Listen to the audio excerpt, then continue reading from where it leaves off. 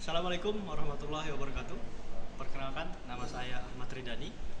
Saya mahasiswa aktif di Politeknik Negeri Banjarmasin, jurusan Teknik Mesin, program studi D3 Alat Berat, semester 3. Hari ini saya akan menjelaskan salah satu sistem yang bekerja pada engine yang ada di belakang saya ini. Engine yang ada di belakang saya ini adalah engine keluaran dari Caterpillar yang berjenis generator set dengan model engine C13. Sistem yang akan saya jelaskan hari ini adalah sistem pendinginnya, atau yang biasa sering kita kenal dengan cooling system. Sebelum kita mempelajari lebih jauh, yang pertama harus kita lakukan adalah kita harus tahu apa itu cooling system, apa saja komponen yang ada di dalamnya, kemudian bagaimana cara kerjanya. Kita langsung bahas kepada pertanyaan yang pertama.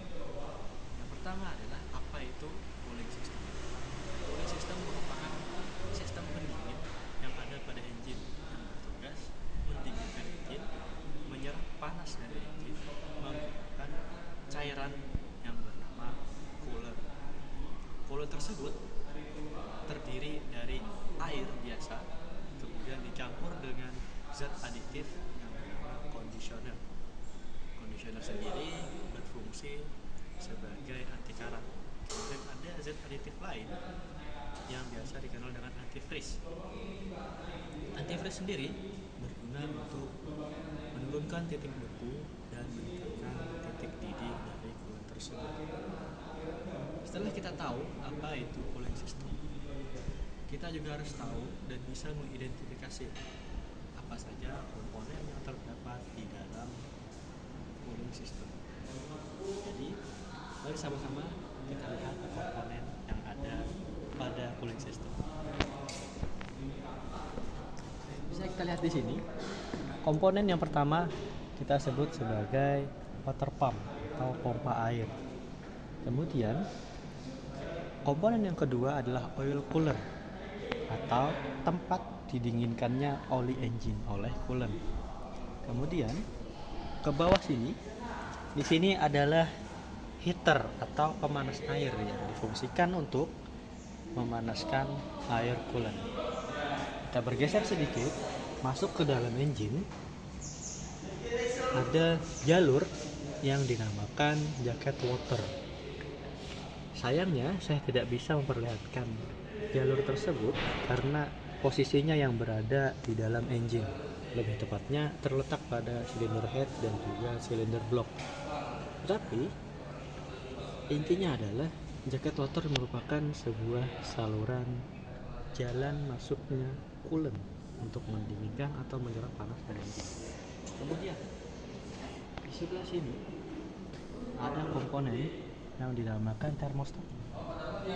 Di sini ada yang namanya saluran bypass.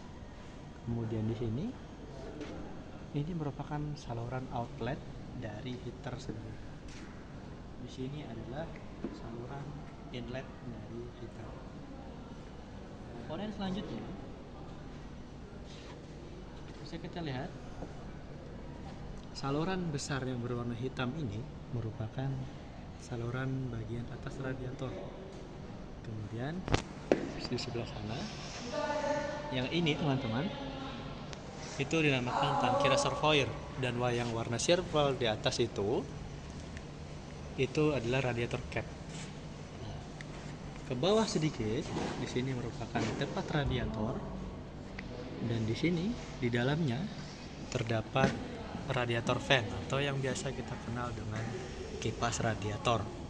Ke bawahnya ada saluran radiator bagian bawah. Jadi itu tadi merupakan komponen-komponen yang terdapat pada sistem pendingin engine C13 atau biasa kita kenal dengan cooling system. Kemudian pertanyaan yang paling penting merupakan bagaimana cara kerja atau sistem kerja di cooling system ini. Cooling system cara kerjanya terbagi menjadi dua. Yang pertama adalah cara kerja cooling system pada saat engine dingin. Yang kedua adalah cara kerja cooling system pada saat engine panas. Saya akan lebih dulu menjelaskan cooling system pada saat engine tinggal. Pada saat engine tinggal, kita harus ilustrasikan terlebih dahulu. Sebut saja engine sekarang sudah menyala. Ketika engine dinyalakan, maka otomatis water pump juga akan berputar atau akan menyala. Water pump bertugas menghisap dan mendorong. Water pump ini akan menghisap coolant dan akan mendorong coolant ke arah oil cooler. Setelah masuk ke oil cooler, coolant akan masuk ke dalam engine atau jacket water. Kemudian ada juga yang masuk ke dalam saluran inlet dari heater. Kenapa coolant perlu masuk ke dalam heater? Jawabannya adalah karena coolant perlu dipanaskan untuk mencapai suhu kerja dari engine. Sekedar informasi, suhu kerja dari engine ini sekitar 78 derajat Celcius. Jadi untuk mencapai suhu kerja, engine ini membutuhkan waktu kurang lebih sekitar 45 menit tanpa heater.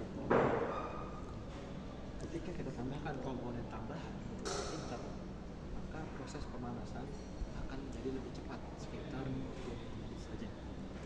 Hanya kita menggunakan heater untuk efektivitas waktu kita lakukan. Kemudian sirkulasinya, ketika engine dingin, water pump akan mendorong coolant melalui oil cooler.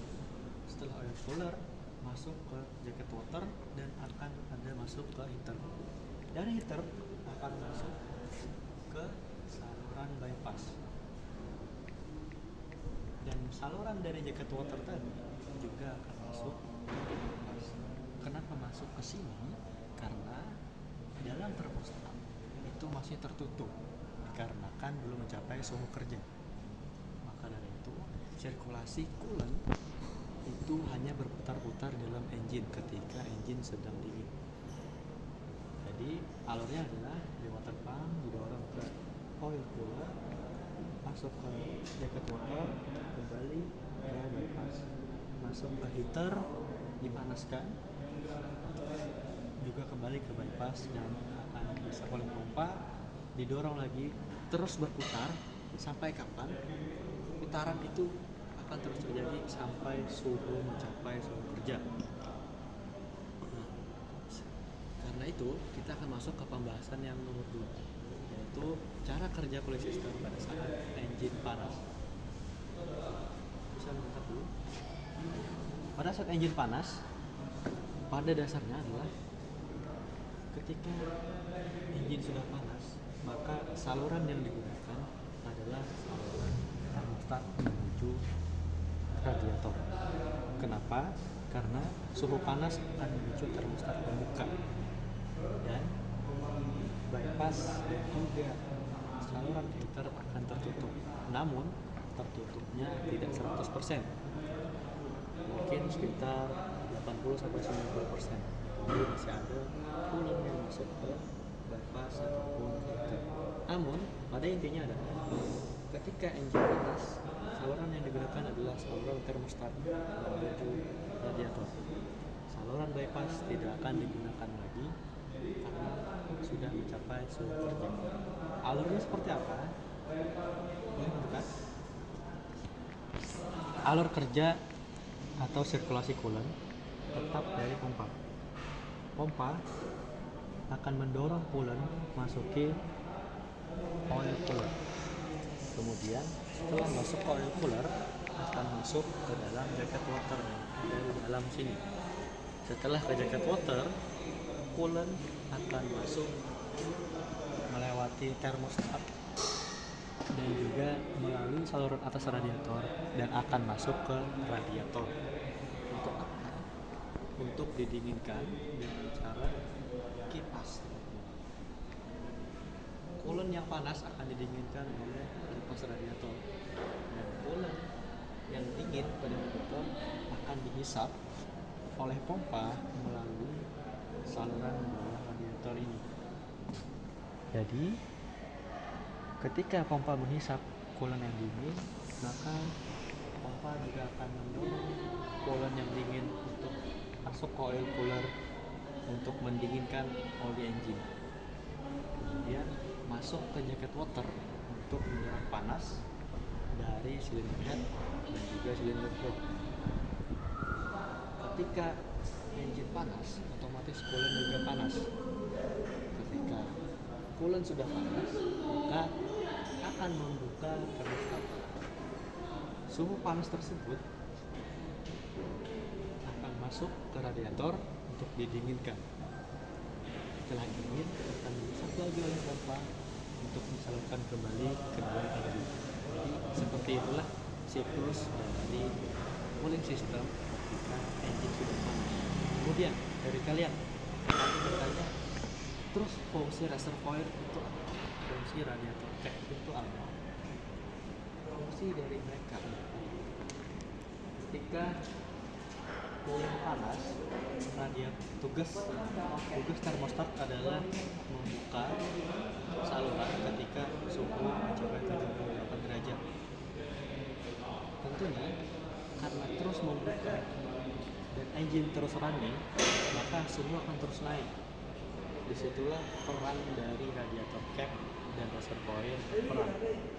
Ketika tekanan tinggi, spring release pada radiator cap akan membuka dan membuang tekanan ke tangki reservoir di atas.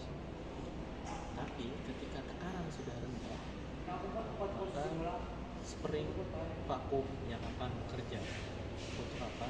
Untuk mengembalikan coolant yang ada di reservoir tank kembali ke radiator. Kurang lebih seperti itu sistem kerja dari cooling system pada engine C13 ini. Mungkin itu saja yang dapat saya sampaikan. Saya mohon maaf bila ada kekurangan dalam penyampaian dan kalau ada kesalahan, mohon teman-teman yang lebih mengerti untuk mengoreksinya.